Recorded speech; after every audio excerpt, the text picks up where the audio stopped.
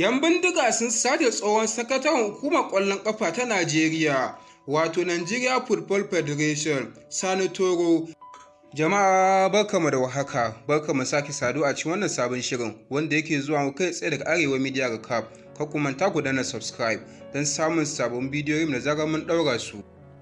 Ga kanun labaran, jaridar Premium Times ta rahoto cewa an sace tsohon sakataren hukumar ƙwallon ƙafa ta Najeriya a hanyarsa ta komawa Bauchi daga Abuja, inda ya halarci ɗaurin auren ɗan tsohon shugaban Nigeria Football Federation Aminu Megari. 'Yan sanda sun yi martani kan lamarin. Kakakin 'yan sandan jihar Bauchi Ahmad Wakil ya tabbatar wa da Premium Times an sace shi, amma ya ce ba shi da cikakken bayani tunda abin ba a Bauchi ya faru ba. A cewa hukumar 'yan sandan, wai labarin da gaske ne. Ya yi magana da ɗaya daga cikin 'ya'yansa wanda ya faɗa masa cewa an sace shi a kusa da hanya a Kwanga a Nasarawa yayin da yake dawowa daga Abuja.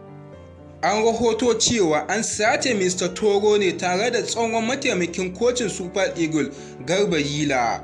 Kawo yanzu ba a san wanda suka sace shi ba, kuma ba su riga sun tuntuɓe 'yan uwansa don neman kuɗin fansa ba.